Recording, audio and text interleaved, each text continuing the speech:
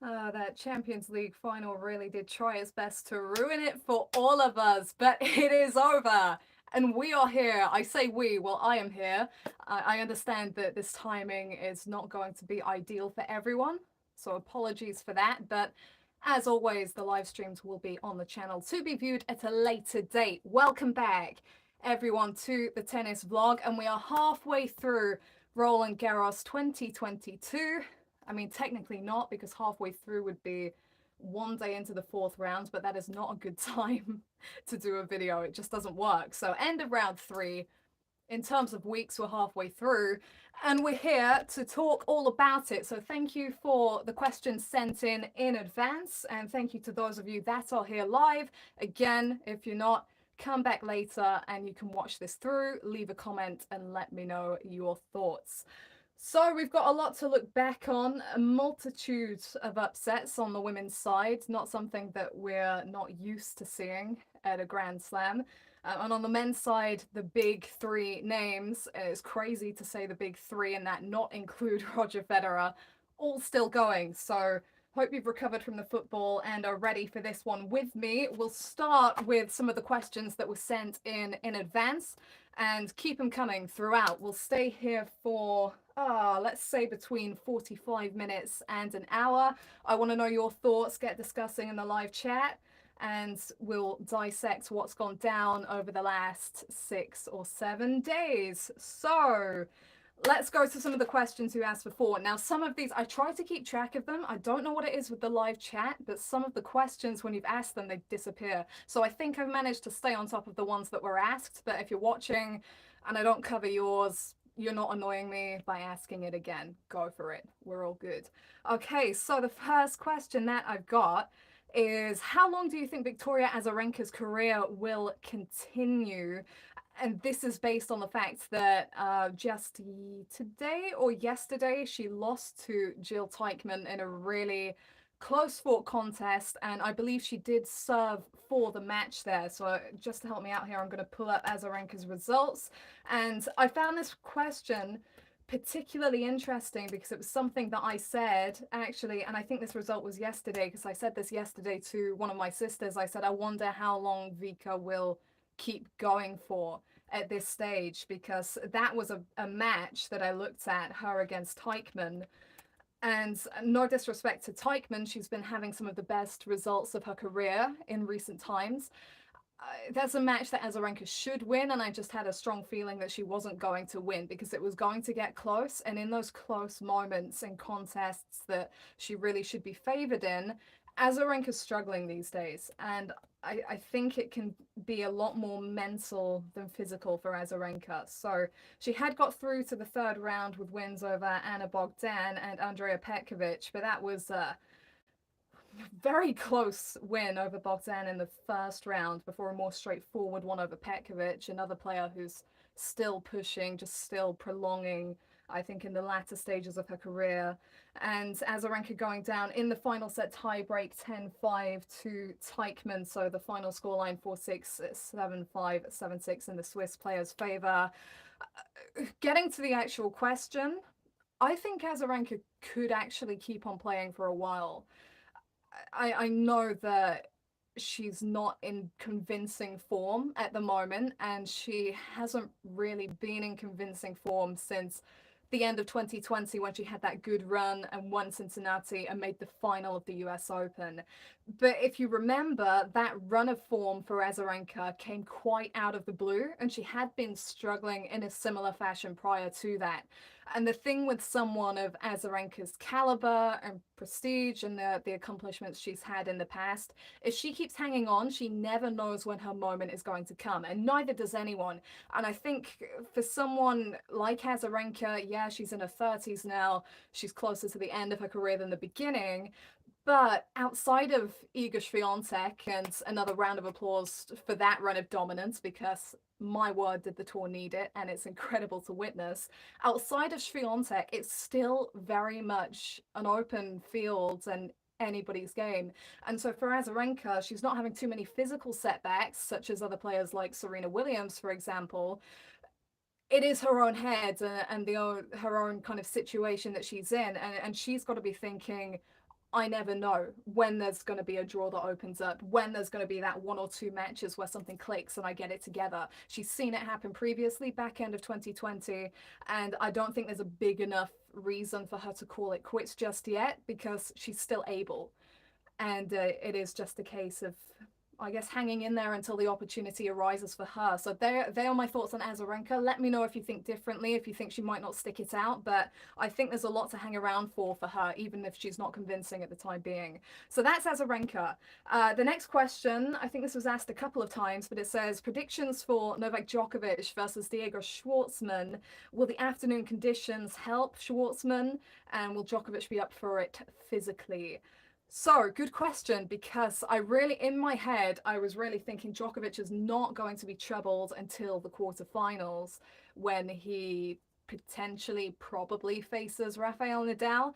And then I saw who his fourth round opponent was, and I thought, okay, that's the first test. That's interesting. He's played Schwartzman here before. They went to 5 sets, so that was in 2017, and Djokovic got it done coming back from 2 sets to 1 down. And that was actually before Schwartzman had even hit his best level on the clay. So that's good signs for him.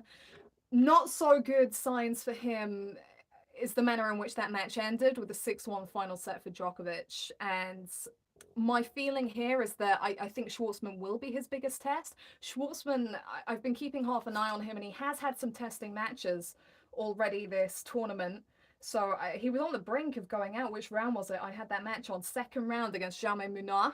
He was 2 sets to love down and came back to win. Double-edged kind of thing there, because on the one hand, really confidence boosting to be able to come back from that deficit. On the other, yeah, Munar's been rated as an upcoming young player for a while, but should he have been in that position in the first place is the big question there. So that does kind of throw caution to the wind a little bit. It was pretty comprehensive in the third round over Grigor Dimitrov, 6-3, 6-1, 6-2, but Dimitrov is a very different player to Djokovic. He's not making as many balls consistently. There is that kind of, he can be lethal, but there's that air of fragility around Dimitrov that you're just not going to get with Djokovic. They're 2 completely different players. And Schwartzman has seen his best results on the clay, and he's been trouble on a clay court in recent times. He was very troubling to Nadal himself here within the last 2 or 3 years. He beat Nadal, was it in Madrid or Rome? I can't quite remember, but one of those clay court tournaments where the conditions were pretty nasty, and he was able to step up and take advantage. So I think he's got the confidence combined with status as a big underdog that could really help him here. He's quick around the court. He's going to be able to pull Djokovic around it a little bit more than the opponents that Djokovic has faced so far.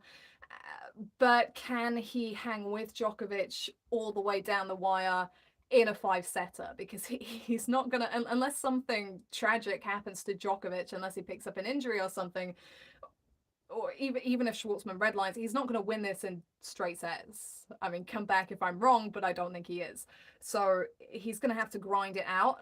And I think if that was to happen, Djokovic would have the upper hand. He's getting so many cheap points, free points at big moments on serve. Djokovic, I've not watched a completed match of his throughout the tournament so far. It's that week 1 Grand Slam thing where I've got about 3 or 4 matches on the screen at once, and I'm trying to keep on top of all of them. But I did notice Djokovic's serving numbers, his first serve percentage hasn't dropped below 70. And I think in his most recent match against Alias Bedene, he was winning like 85% of his first serve points. And when Djokovic's first serve numbers are good, you know he's feeling good, and you know he's dangerous. So I basically, my call there, I'd be confident picking Djokovic to win that match. And I'm not sure how many sets, to be honest with you. I think if Schwartzman's to have a chance here, he needs to win the first set, as he did in that Roland Garros meeting in 2017, because once Djokovic is a set up on you, that gives him breathing room. You're going to have to be out there longer. And physically, I know Djokovic has been struggling physically because of the time he's taken out this season, but I just don't know that Schwartzman can go right down the wire with him for 5 sets. So yeah, I'd be taking Djokovic in that one, but I think that Schwartzman for sure is going to be his biggest test so far. So interesting match to keep an eye on. I'm just checking to make sure you can actually hear me. I forgot the usual let me know if the volume's okay, but I assume it is. So Thank you for that. Yeah, your questions are coming through, so I figure that you can hear me all right. Let's move on to the next question. But Doom, look, we're 10 minutes in and I've already answered 2 questions. I'm being really good here because that football match, it wasn't the match itself, it was the disruptions ahead of it. My word. Okay. Interesting question here. Do you think that clay is Amanda Anisimova's best surface? And what's your prediction for her year-end ranking? Nice question. Okay, so I don't know if I mentioned this on my preview live stream, but Anisimova was one of the names for me in the women's field coming into this. I'm not backing down. My initial prediction was Iga Swiatek to win the whole thing, and I'm still happy to go with her at this stage. I think her most recent match was a little more iffy, but she's still the one at the moment. She's still the player. But my outsiders behind her were Bianca Andreescu, who is out, so long farewell, Amanda Anisimova, and Leylah Fernandez. So Anisimova, great win over Osaka in round 1. I did expect her to get the win there, but it is impressive given that she'd already beaten Osaka at a major this year. It's difficult to repeat result like that, especially against a player of Osaka's caliber who's used to problem solving and bouncing back. Yeah, it's a clay court and Osaka hates clay courts, and we know this, but still big stuff from Anisimova. She's won a title on the surface this year. Do I think clay's her best surface? I guess results might indicate as such. I think the person that asked this question also pointed out that only Ons Jabeur has more wins on clay courts this season than Anisimova. And of course, Anisimova, or I say of course, maybe you don't know, but Anisimova as a 17-year-old reached the semi-finals here in 2019, so that is indicative that she feels comfortable here. And as is so often the case, because she's a big hitter and she's got a great clean strike on her, you don't necessarily, or maybe I don't necessarily mentally link her to the surface of clay, and so it kind of leaves her nicely under the radar, I guess, particularly as she's not the most consistent player across the course of a season. She's had a number of things in her personal life, in her professional life to deal with over the past few years that have made the kind of consistency that would get her into the top 10 difficult. But I think just at the beginning of this year, we're seeing her start to settle a bit, which is great for her and great for the sport, I think, because she's been so promising and had so much potential for so long. So do I think that clay is her best surface? It's tough to compare because I feel like she's a player that can produce across surfaces, but I think at this point in time, with the results that she's picked up on clay, we'd probably have to edge that way for now. Prediction for year-end ranking. I'm just going to check what her ranking is now. There's so much shifting and changing at the moment that I can't keep track of these, but her current ranking is number 28. I don't think she's got many points to defend for the rest of the year. It's tough because I've never seen her produce consistently over a period of time before. So apart from the fact that she does seem to be more settled and getting it together, I've not really got anything to go off. And then obviously the rest of the tour is shifting and changing 24/7 as well. So I'd be stabbing in the dark a little bit there to actually call a number. Does she have the potential to be a top 10 player? Absolutely. And I'd love to see that happen for her. So yeah, I think in terms of the rest of this year, sky's the limit for Anisimova. And I think it actually slides nicely into the next question that I've got from the questions pre-video here, which is who has the best chance of beating Iga Swiatek out of the players remaining? Another nice question. Ahead of the tournament, my pick for the player that could give Swiatek trouble, and I wasn't convinced that they were going to meet, not going to lie, because they were on opposite halves of the draw. But I said Bianca Andreescu because I feel with Swiatek at the moment, she's so far head and shoulders above the rest of the tour that you really have to have a substantial mix going on to really come at her and to really unsettle and unseat her. So Bianca Andreescu is a player that can use the drop shot and use the slice and use a variety of spins, but can also power through the ball when she needs to, forehand and backhand side. And I think that's the kind of artillery and weaponry that you need to have against Swiatek at the moment. You've got to have options and you've got to be able to get under her skin in that way. But Andreescu's gone, lost to Bencic. So I would actually go next to the winner of the clash between Leylah Fernandez and Amanda Anisimova. They're on her side of the draw. I think if you look at the other half of the draw, you're looking at someone that would potentially face Swiatek in the final. And you might think that's a good place to face Swiatek because there's the nerves of that trophy being on the line and that kind of thing. But she's kind of killer in finals. I don't think she's lost a final since the first ever final that she contested. She's won 6 or 7 straight. And she's not just won those finals, she's steamrolled through them. She's not dropped a set. So she's not the player that you want to come up against in that trophy match. So I think it's got to be someone that's taking her on before the final. And I think that I'd have concerns for both Fernandez and Anisimova against her, but I think both of them have elements of their game that could trouble Swiatek. I'm a little bit of a doubter when I hear people say the way to beat Swiatek at the moment is to serve her off the court or hit her off the court. Karolina Pliskova had the weapons to do that in the Rome final last year. She got double bageled. Pretty embarrassing. So I don't think that's how you beat Swiatek because she's got such good timing and such good rhythm, and you've got to be able to jolt that rhythm. Of the players left in the draw, I think Anisimova has the best shot at taking the racket out of her hands, which is why I would say Anisimova. I mentioned in my previous Roland Garros video how I watched Anisimova versus Osaka courtside in Melbourne and how breathtaking the blows were from both sides of the net. Really impressive. So, and we have seen Anisimova dismantle quality clay court players at this tournament before. I think back to Simona Halep, who was defending champion, maybe, when Anisimova beat her defending champion when Anisimova beat her in the 2019 final.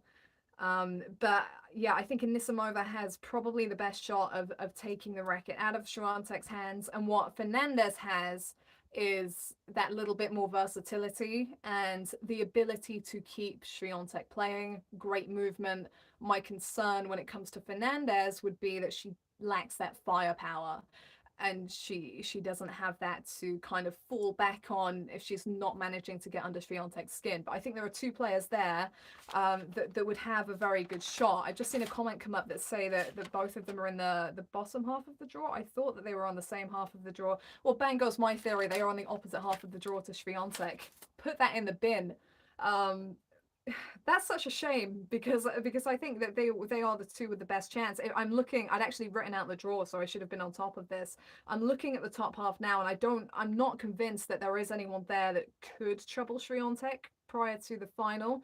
My eyes are drawn actually to her next opponent, Zheng Xinwen, 19-year-old Chinese player who probably has some of the best firepower out of the players left in the draw. She's had a really good start to the year.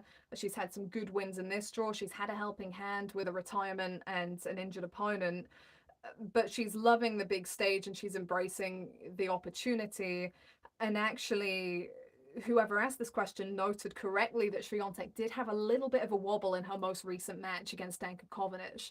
So it does show a little sign of vulnerability. Like, she's a great athlete, but you don't just get physically tired over a string of how many matches has she won consecutive now? 31.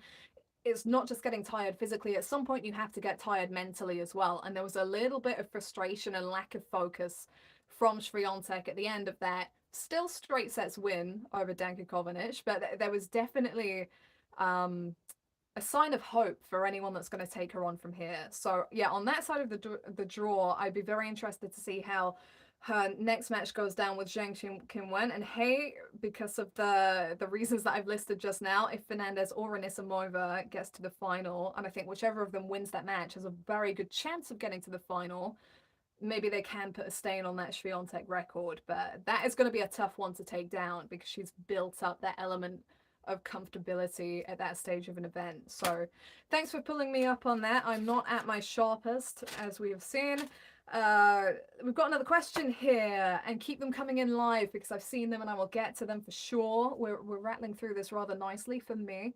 I'm terrible. How do you rate Daniil Medvedev's dominant performances in all three matches so far? Does it surprise you?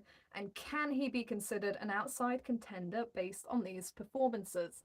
Do you know what? One of the things that I picked up on after I'd finished my previous live stream was I don't think I mentioned Daniil Medvedev. Maybe that's why I didn't mention it, but I don't think I mentioned Medvedev's name once in that pre-tournament video, which was a big mistake from me. And I guess it just shows that people can overlook him. But in my mind at the time, I was thinking about those leading names in the bottom half of the draw, and so much attention was rightly on the top half, which contained the three bookies' favourites, Nadal, Djokovic, Alcaraz.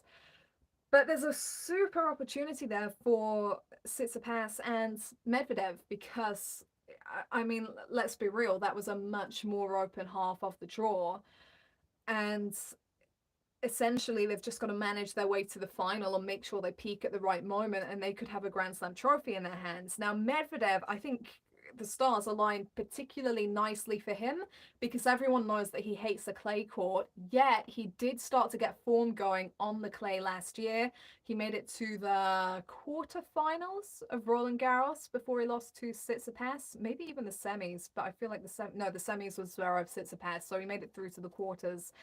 And I've always felt, just watching Medvedev, that actually he should technically be a good fit for clay. I mean, I know he's a taller player, but he's always moved and kept his balance incredibly well for a player of his height.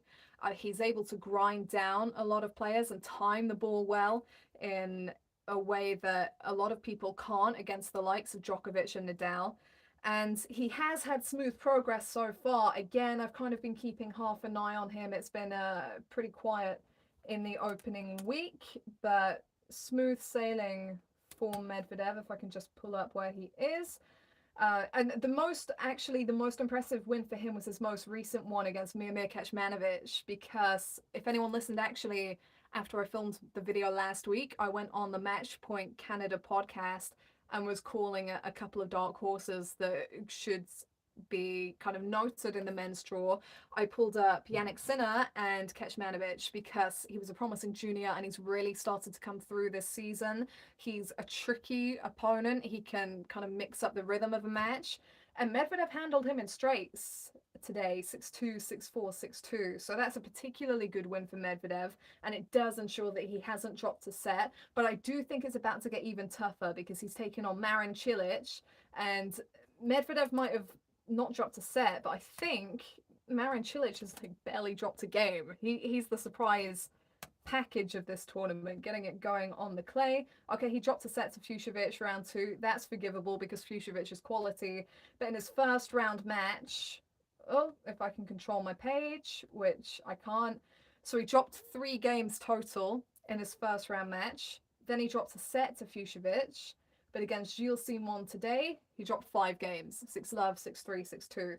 So Cilic and that brilliant backhand of his, I think could be trouble for Medvedev in the next round. I think on this surface, you can spring a surprise on Medvedev and get in his head, and sometimes, very occasionally, not so much anymore, but very occasionally he can self-destruct, speak English, a little bit.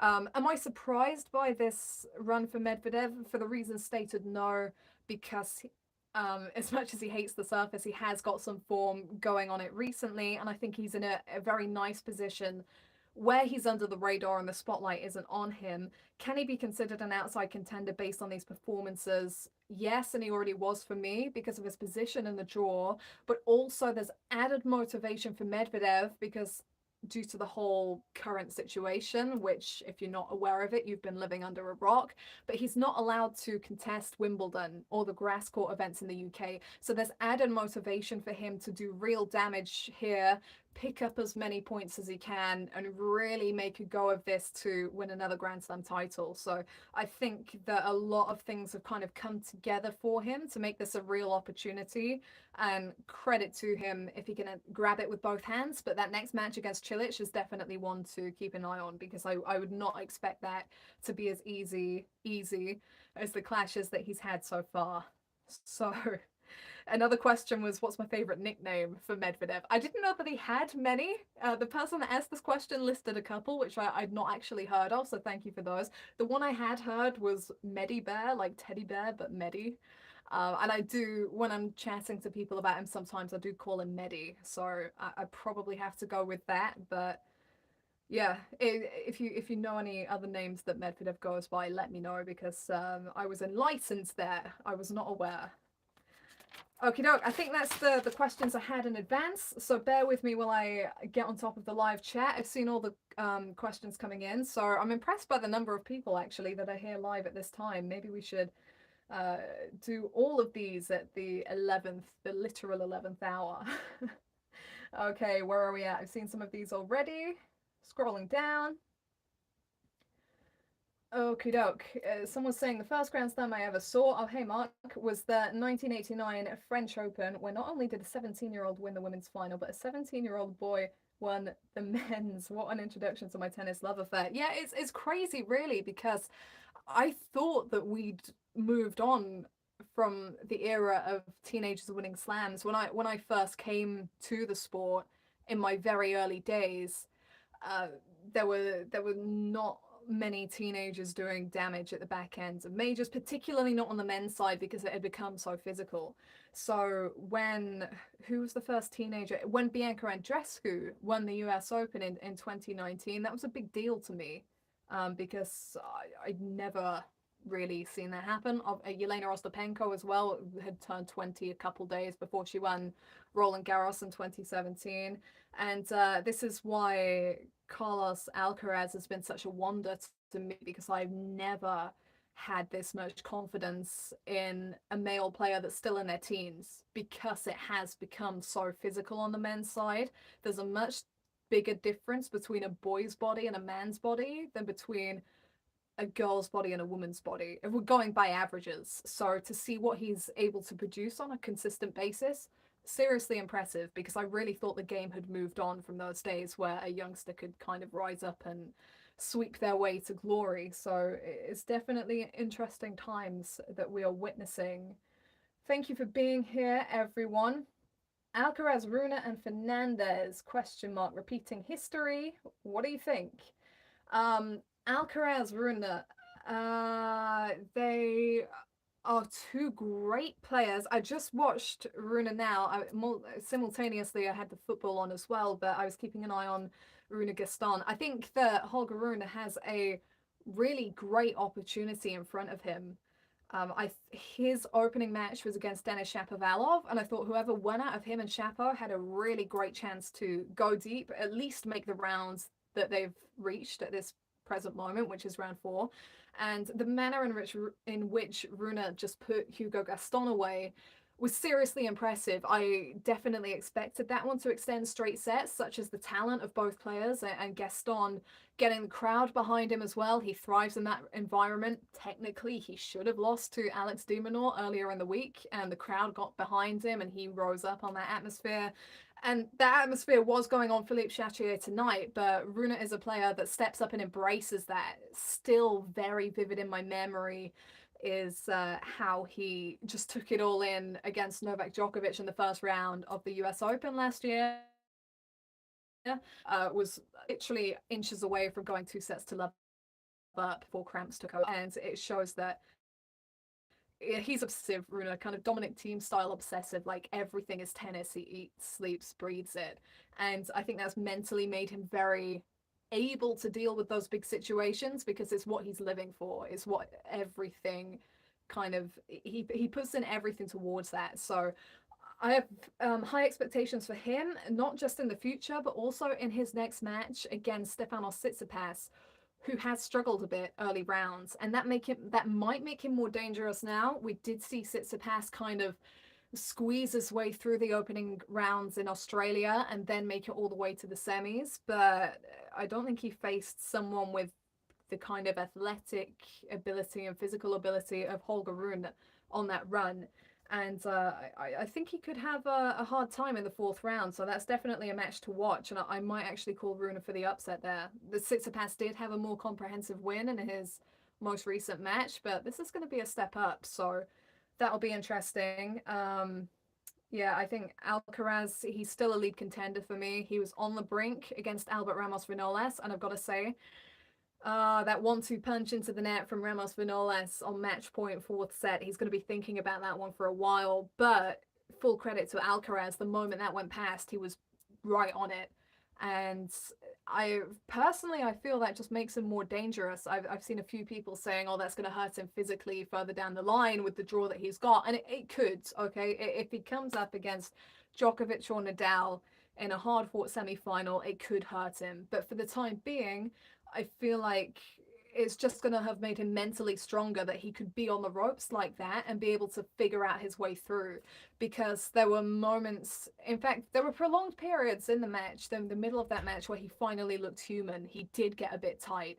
And I said on the same podcast that the guys who played Alcaraz in the early rounds were going to have the best shot, because that was where he's in a new situation. This is the first time that he's come into a Grand Slam as one of the outright favorites, and yet he's never been beyond a Grand Slam quarterfinal before. And in that particular situation, Ramos Vinolas was viewed as the underdog, so there was a lot of excitement and a lot of people actually getting behind Ramos Vinolas, who's a fellow Spaniard, who's a veteran, who's not going to be kind of overwhelmed by that whole situation. So there were a lot of factors at play there for Alcaraz to deal with. And when push came to shove, he did deal with it. And some of the court coverage from him at the back end of that match blew my mind, like twice to get the break back when he was a break down in the final set. Too good. So yeah, he's legit, Alcaraz, whether he loses here or wins here, whatever he goes on to do over the next few weeks. I imagine he might struggle a little bit on grass just because he's not had as much experience there, but health permitting, he's here for the long run. I don't think that's even a question. So that's great to see. And Leylah Fernandez, she was always the leading teenager for me, herself and Iga Swiatek, when they were both still under that umbrella. So much to like. I think potentially there will be moments where the lack of firepower costs her, but she's such a great timer of the ball that she can, most of the time, she's making sure that that just doesn't matter. And I think that's where she could hurt Swiatek as well. A lot of players struggle to read Swiatek because she hits the ball so hard and she takes the ball so early, but I think Fernandez is someone that has one of the best shots of taking that away from her. So still annoyed that Fernandez and Anisimova are on the opposite side of the draw, and we might not see either of them take Swiatek on here, but we shall see. Time will tell. Who is better is this next question. Iga Swiatek or Serena Williams in her prime? Well, first of all, this is very difficult to compare because the fields are incredibly different. I've got to say, I think that Serena in her prime was up against a tougher field than Iga Swiatek is currently up against. And the reason that Swiatek's dominance is so welcomed at the moment is because outside of Barty, the WTA did not have that player that could handle the target across surfaces and over a prolonged period of time. And once Barty hung up her rackets all of a sudden at the beginning of this year, they didn't have anyone that could do that. So up steps Swiatek, and that's brilliant. But I just don't think that she's up against the same kind of mental and physical fortitude that Serena faced when she was at the top of her game in the 2000s. I think that I mean, it's late. It's difficult for me to pick names off the top of my head, but you go back and see the types of players that Serena was facing in the early days. Aside from anything else, she had peak Venus, and they played in a number of finals, but she did go up against the likes of Lindsay Davenport and Steffi Graf when she was towards the end. And then when she was really peaking around the 2010s, Victoria Azarenka was peaking at the same time, and Maria Sharapova, whatever my thoughts on her, which are many, she was having her best days for whatever reasons at that time as well. And we know that Serena completely owned her. So I think that, yeah, I wouldn't have much problem in saying that the field was tougher for Serena, and therefore it's tough to compare, but I'd have to take Serena. I mean, hello, 23 Grand Slam titles kind of speak for itself for the time being. I think Serena is the greatest player ever to play the women's game. And so I'd edge in her direction. And the Serena serve was such a factor back in her prime. You know, the way she had such versatility and was getting so many cheap points off it. I don't think Swiatek is quite there in that department. So, yeah, I'd say Serena, but Iga Swiatek is 20 years old and already on a 31 match winning streak and already killing it in finals. So, who knows if I'll be saying the same thing in 15 years' time. There's a very big age gap there. Okie dokie doke. Where are we going? WTA top 10 outs. Yes, I can't say I'm too surprised, apart from Swiatek, of course, apart from Iga. Who do I think will play Iga in the final? It's difficult to make that call. I guess I'd have to say either Fernandez or Anisimova because I've really backed them. But actually, in that half of the draw, there are multiple players who could do it. I think Coco Gauff is quite quietly doing pretty well at this French Open. She just got a really good win, actually, over Kaya Kanepi, who is known for being a bit of a giant slayer, had a great run at the Australian Open, can take the racket out of your hands if you're not careful. So for Gauff to get that done in straights, very impressive. And she would then, if she gets past Elise Mertens, she'd have, I think, a very winnable match against either Jill Teichmann or Sloane Stephens. Now, Stephens is a conundrum. I remember her winning that US Open trophy and her coming through for the first time in her mid-teens, late teens, and you naturally expected her to win multiple slams, but when she's off, she's really off, and you just don't know when that's going to happen. But she seems to be going okay for the time being. I would just, of the players in that bottom half, I would have the most confidence, for better or for worse, in Fernandez or Anisimova. But I do have to say, because I've said a lot of positive stuff about her here, I was not impressed with the way Anisimova handled herself mentally against Karolina Muchova. She was getting routinely frustrated. She was struggling in the forecourt with some pretty basic volleys, and she was edged in the first set. 2 games all in the second set. Muchova fell, twisted her ankle, and that was that. And I think Anisimova got lucky there. Now, it's kind of two-sided for her there, because on the one hand, with the style of Muchova's game, that's probably a good preparation for when she plays Fernandez, even though Fernandez is a lefty. And she probably is better prepared to deal with that ability to disrupt rhythm. But at the same time, it doesn't bode well against a player who can keep you on court for hours and really likes tightly fought contests. So that did make me doubt Anisimova a little bit more, because coming in, I probably had her as a higher favorite than Fernandez, but I think I'd switch them around now. Probably have more confidence in Fernandez. That'll be a good match. Where are we going? What has to happen in order for Swiatek not to win Roland Garros? Don't know, maybe someone trips her up on her way back from the Champions League final. I mean, look, there were signs against Kovanic that maybe she's getting a little bit mentally fatigued. What has to happen is someone has to play the best match of their season and hope that she gets a bit frustrated. I think she's in the position at the moment where there has to be a little bit of give from her side, because she is that good right now, but there are signs that that give could occur. So I wouldn't write her down for 100% she's winning this thing at the moment. I think there are a couple of players that do have the potential to really trouble her. Thoughts on Felix Auger-Aliassime on clay? His results haven't been as strong compared to hard strike grass even, my word. But he won his first match this year at Roland Garros. To translate, he won his first ever match at Roland Garros this year. I was aware of that, so let's have a look at what Felix has been doing. I put one of his streams on the other day. I meant to keep an eye on it, but I've just not been able to watch him properly so far this fortnight. Let's have a look at what he's been doing. He's had a very nice draw here, it has to be said, and still was 2 sets to love down in the opening round. I completely missed that, but fair play to him coming through.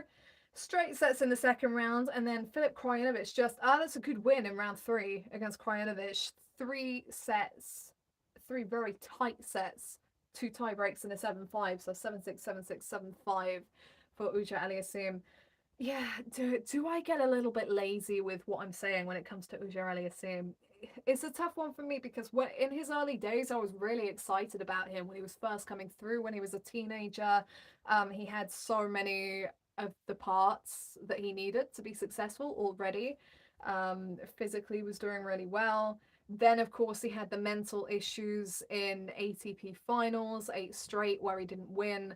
It might even have been more than that in the end, and he was really struggling to get across the line. Then he had a horrible loss to Daniil Medvedev in Australia, where really he should have won in straight sets, and he lost in 5. But it was actually so often when you've got a talented player, that kind of result is kind of the making of them. And it's proven so for Auger-Aliassime. He's come through, won his first ATP title, doing well here. What was the initial question? This is what happens when I ramble. Thoughts on him on clay? Look, to be completely honest with you, I'm not going to waste your time. I've not watched enough of him on this particular surface to say. I mean, understandably, because it's the majority of the season, I've watched him most on hard courts, so I can't say much about him on clay. He does have options in his game, which means that transferring across surfaces is more of a likelihood. I think maybe it's been good for him so far because you've got so many players that are noted for being good clay court players. Nadal, Dominic Thiem back when he was a force, and my word, hope he can kind of bring that form back. Djokovic, Alcaraz now, players that you link to the surface and say, yeah, they can really get going on it. And so Auger-Aliassime outside of Canada is kind of left to his business to just kind of try and work it out. Won't be the case in his next match because he has Mr. Rafael Nadal to contend with. Very intriguing because, of course, over the last couple of years, Auger-Aliassime has been working with Tony Nadal, who's been his coach. I think Felix has said himself that Tony will watch that match from a neutral perspective. He's not getting involved. I would be interested, though, to know if he has said a thing or two to Felix just to kind of give him a helping hand. I mean, you can't help but get invested in these things when you're there as a part of the team. So I don't know, but yeah, as Felix himself said, with Nadal, you know what you're up against. You kind of don't need to know what he does well and what he doesn't.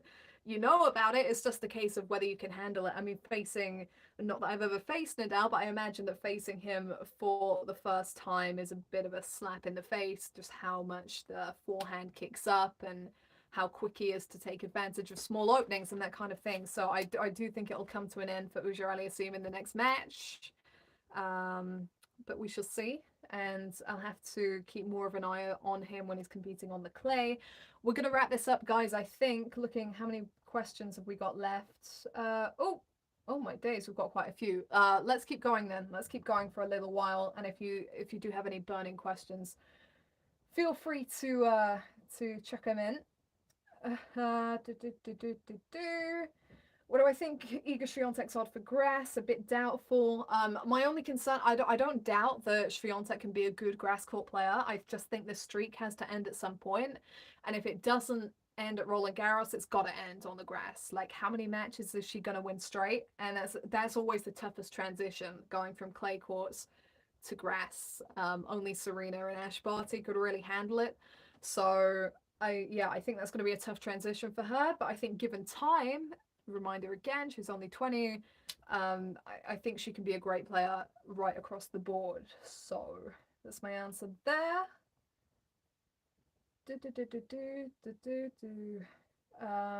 What do I think of Nadal and Djokovic in a quarter-final collision course? I'm going to give a prediction here, or a little preview here, because I will insert this right now. I'm sorry, I do not think I'm going to be here again this fortnight. I know I mentioned the possibility of doing preview and predictions, but my life as a freelancer, working for lots of different people, is very kind of in limbo. Work comes here and there in it, and I have been booked to commentate on a grass court event next week. So the grass court season officially gets underway tomorrow with a tournament in Surbiton, which is an ATP Challenger, which Andy Murray is playing, and a W100, which is the highest tier of ITF event. And because it's the first opportunity to play on grass, those draws are always loaded. So it's essentially like an ATP and WTA event, and it'll be streamed on BBC in the UK, and I'll be on commentary for all the women's matches from Tuesday through to Saturday. So if you want to hear me next week, that's where you'll have to go. I'm sorry that I won't be here, but I do have a job, so when the work comes, I take it. But now we talk about Nadal versus Djokovic, a match that I expect to happen, and I'll keep it quite concise. the guys have said it themselves, and it was nice for me to hear this, because I thought, yes, I'm not going mad, I haven't just made this up. Because coming into this, I said the reason that Nadal isn't the outright favorite for me here, one of the reasons that he's not the outright favorite here for me like he usually would be, is how the night sessions hurt him last year. And I was in Paris, as a lot of you know. I would go out for the night sessions and I would sit courtside, and I could feel the temperature drop after 9 p.m. And it gets quite windy. I think Runa and Gaston were dealing with that tonight. It gets quite windy and very cold, and the conditions change. And that hurt Nadal. I was watching him play Gasquet, and the edge came off his shots. And then I'd come home for the second week, but I was watching him play Djokovic on TV. And it looked like the same thing was happening. Now, he was injured as well, and Djokovic played a crazy high level, particularly in that third set. Can't take anything away from him. But for sure, Nadal's not liking the night sessions like he likes a day session. And the guys have pretty much said it. I think Nadal said, because he's already had a night match this year, second round against Corentin Moutet, he did say he doesn't like the night sessions, the ball's heavier, colder conditions, not a fan. And Djokovic made the comment that if him and Nadal was to face off in the quarters, they'd be asking for different things in that regard, in terms of whether they played in the day or in the night. And I think with two players that know each other so well and have played each other so many times, there are not many secrets on that court. It's not going to be like Nadal's kind of drop shotting Djokovic every other point or anything like that. They know what each other can do. So I think it comes down to very slight differences, and it can be very dependent on what happens on the day. And I actually said ahead of the tournament, in a day match, I would favor Nadal. In a night match, I would favor Djokovic. And I stand by that. So I think that scheduling actually could have a very big say in how that match goes down. And also weather conditions on the day. We know that Djokovic handles wetter, heavier conditions better than Nadal does. Even though Nadal's the king of clay, he likes his clay a certain way. Like the same way he likes his bottles a certain way, and the same way he likes his schedule a certain way. He's a man of habit, Nadal, and he likes things to be the way he expects them. Now, a good sign for Nadal is that he has recently played particularly well when there have been doubts thrown against him. So back in the fall of 2020, when Roland Garros was played at the end of the season, people were saying, oh no, conditions that Nadal doesn't like. And what does Nadal do? He turns up in the final and absolutely schools Djokovic. It took him apart. It was incredible. But then, when he's more heavily favoured, I guess last year, Djokovic comes and beats him. So I think it's a case of kind of expect the unexpected when it comes to Nadal. So look, he's won a match in the night session in straight sets against Corentin Moutet. He's won a match in straight sets on court Suzanne Longland over Botic van de Zandschulp. And there are two things that Nadal's not been keen on over the years. Matches on Longland, which plays differently to Chatrier, and matches in the night session. So that's very good for him. He's been able to come through 3 rounds without dropping a set. But the competition gets tougher from here. Djokovic is a completely different caliber. And yeah, I just think that with two players with so much history, it comes down to little details that you might not factor in so much in another matchup. So I can't give you an outright pick there, because it would really come down to the conditions on the day, and I don't have a crystal ball. I can't see that for you. But I hope that it does a good enough job of answering your question, and I do expect that match to take place. Thank you very much for confirming that the sound is good. I saw that come through earlier. Someone says, honestly, the only player who can beat Iga on clay is Barty. Yes, and interestingly, and I was listening to, it was Renee Stubbs was on the radio earlier, who is an Aussie, and she was saying, yeah, the thing that Swiatek didn't like about Barty was her backhand slice. And I was like, boom, thank you. This is what I'm saying. Like, I don't think you beat Swiatek by hitting her off the court. I think you beat her by kind of pulling her out of position and forcing her to readjust and not giving her a clean ball to strike off, which is exactly what Barty could do, whether she's playing on grass courts, hard courts, or clay. That backhand slice was absolute gold. So yeah, you might have a point there. You definitely might have a point. What are your thoughts on Sloane Stephens' run? How far can she go?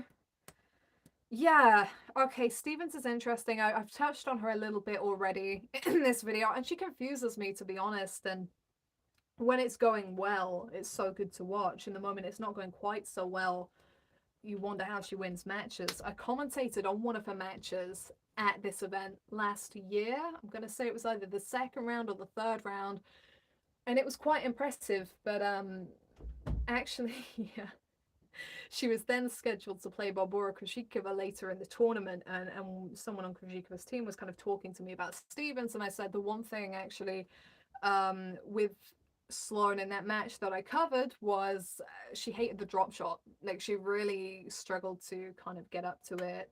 And I heard someone mention recently how Stevens is one of the best movers on tour, and I've just never thought that about her. I don't think she's that great of an athlete in that regard. I think she's a great hitter of the ball. I mean, I wouldn't have her down as one of the best movers. I think clearly she's capable because she's made a final here at Roland Garros before, but yeah, I'm just not convinced by Stevens long term. I think even if she's playing well, she can have an off day just like that. So she has probably as much chance as anyone else who isn't Iga Swiatek to win this event. But I wouldn't back her to do it at this point in time. And I think just to avoid waffling, I will leave my thoughts there. But it's interesting. Someone says Sloane Stevens is the ultimate dark horse. She has the talent and the capability on clay. Yeah, you're not wrong there. But she would definitely be a dark horse and not a contender. Like, I'd be worried for anyone putting money on Stevens. Let's put it that way. I think Anisimova can beat Swiatek if she's mentally strong, which is of course not a given at all. Yeah, particularly after her last match. I mean, who else watched that match against Mukova?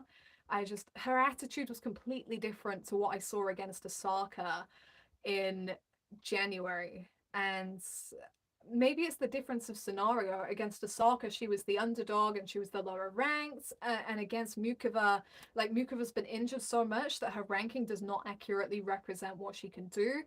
But there was definite tangible frustration that Anisimova didn't try to hide there, a lot of kind of venting to her team. And if she wants to win the tournament, she's got to put that to bed. Like she can't keep playing like that. Apologies for my voice, by the way, because of the whole football drama. I didn't bring any water out with me, so I'm just gonna have to try and survive for the rest of the video. Hello, Abigail. No question. Just wanted to say thank you for your updates and insight. Our coverage here in the States is not great. Well, I'm sorry if that's the case, but thank you for the kind words, and I'm glad that I kind of fulfill something for you in that regard. And I'm very sorry that I won't be here during week 2, but maybe we'll do kind of a roundup at some point in the future. I'm sure I'll have some form of content going up over grass court season, so if you're at all interested in that, do subscribe and hit the notifications bell to stay on top of things. But thank you, I really do appreciate that, and it means a lot that people tune in and give me the time of day to hear what I have to say. And I do love hearing from you guys too. After the first 3 rounds, who do you feel will take the men's title? Way to put me on the spot. I never nailed my colours to the mast coming into this one, and this is hilarious because Roland Garros is usually the easiest prediction of the year for me. I call it from January. I'm like, Nadal, move on. But it's just not straight up like that this time around. I think Djokovic was probably the strongest call coming in, might even be the strongest call now. I would not be writing off Alcaraz, particularly after the way he survived from the brink. There is opportunity for if Tsitsipas or Medvedev can kind of pull through under the radar and then put together a really good performance in the final. We saw what Tsitsipas did last year, going up 2 sets to love on Djokovic in that final showdown. So there's a lot of potential in there. I'm still not confident enough to call it because, as I alluded to in reference to Djokovic and Nadal, there are so many variables. There are so many things that you just won't know until the day. And yeah, I kind of, with so much unknown, I'm not sure enough to call it. I'd stick with Swiatek in the women's just because even though she looks more vulnerable now, I'm not convinced that Fernandez or Anisimova, particularly now I know they have to play her in final, I'm not convinced they'd get across the line, so I'll stick with Swiatek. But yeah, with the guys, it's too tough at this point in time, but I have seen Nadal rise up when he's questioned time and time again, so I would not write him off doing it again. I'll say that much. But then Djokovic is strong and Alcaraz is convincing. So take your pick. You've got so many choices. The men's game is in a great place, a really great place, particularly when you consider best of five and all the throw curveballs that throws at people. I think people are really stepping up to the challenge. It's awesome. Uh, do you feel Naomi Osaka's struggles on grass and clay are to do with her actual game, mentality, or lack of matches on the surfaces? This is a great question. I rate this question. Do I feel? I think it could be a combination of all three of those things that you mentioned: her actual game, her mentality, and her lack of matches on the surface. Let's rank them, okay? So those three things that you've thrown there, I think they could all be factors, but let's put them in order, okay? So I think top of the pyramid is her mentality. I think that is the biggest issue. She's got it in her head, and she has done from day one, okay? So the first time I met Naomi, I think she was 19. She was playing in Nottingham, and me and my sister were courtside, and my sister was really pumped to watch her for the first time because we knew she was going to be good. And she got absolutely destroyed by Christy Arn. I think it was 6-1, 6-1. And I remember chatting to her afterwards, and she was like, everyone says my game should be a good fit for grass, but I don't see it. I don't get it. I feel really kind of depressed with this whole situation.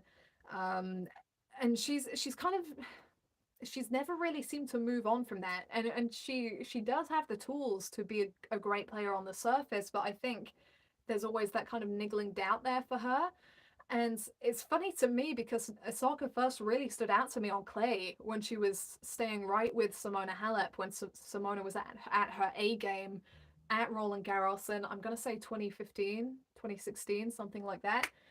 uh so yeah, it's interesting for me that she still has this kind of going on, but she does seem to be a player and a person that's so far inside her own head and lets things get on top of her. So I would say for sure top of the pyramid, I've got to say probably is the mentality.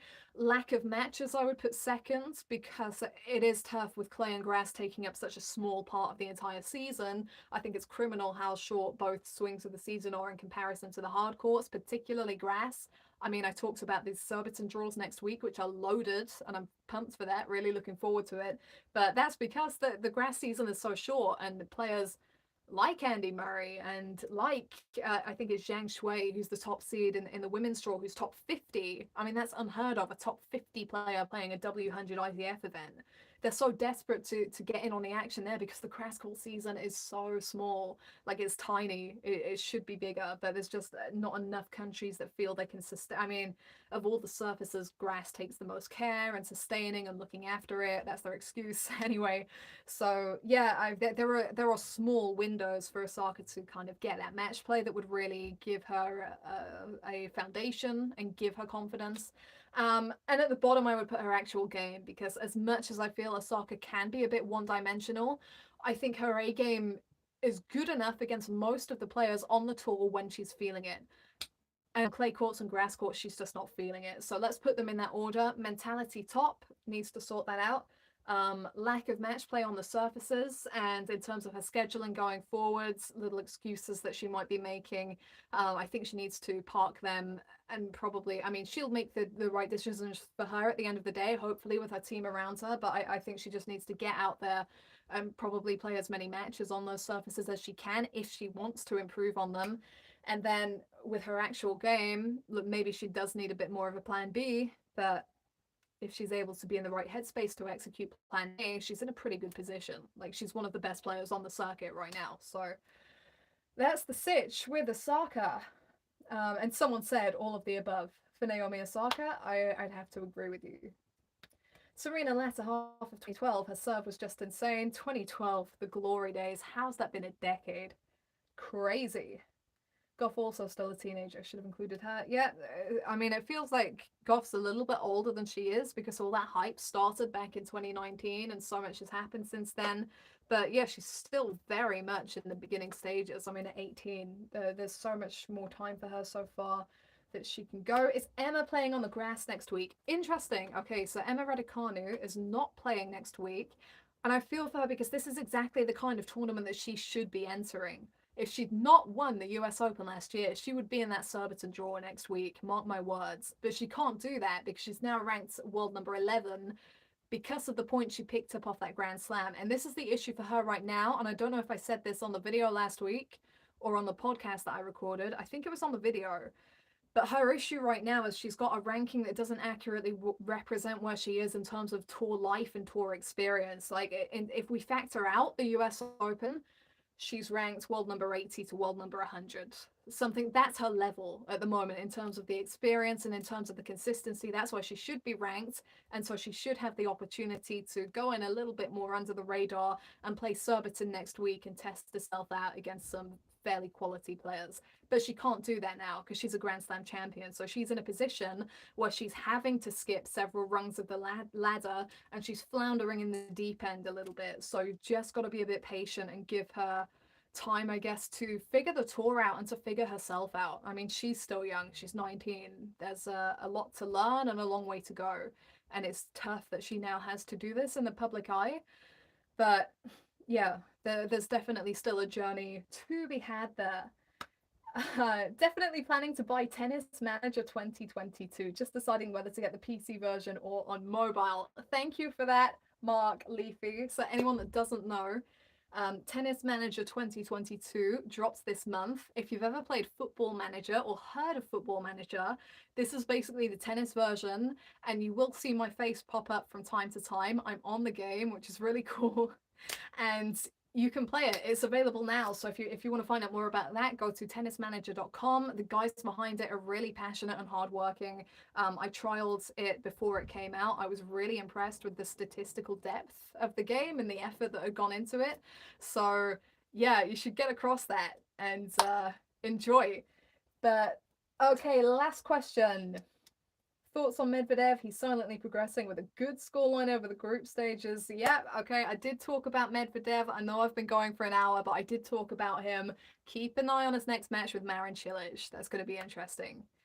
And we wrap. Okay, thank you very much for your time. We've had a solid number of people stay for the duration of this one. I hope you've enjoyed it, and I hope you enjoy the rest of the tournament. I am sorry that I'm not going to be around for the rest of it, but duty calls, and I'm really excited to get going across the grass court season. I have some really exciting opportunities for my career across the grass, and I'm not in a position yet where I can announce it on the stream. So if you want to find out what I'm up to, you should follow me on Twitter and on Instagram at Abigail Tennis. That's where you can find me on social media, and that's where I'll be for the next few weeks. Keep an eye on the channel for content popping up. It might be a little bit different to what you're used to, but hopefully I'll have it coming for you. So thank you very much for watching. Thanks for your questions. We had some great questions come in here. Really enjoyed answering them and really enjoyed the discussion. Check back here, leave some comments if you didn't catch it live. And yeah, remember, if you want to hear my voice next week on the W100 matches in Surbiton from Tuesday through to Saturday, if you're in the UK, that's streamed on the BBC's digital platforms. And follow me on social media to know where else you can hear my voice across the grass court season. And we are done. Guys, thank you very much for being here. Thanks for watching, and I'll see you next time.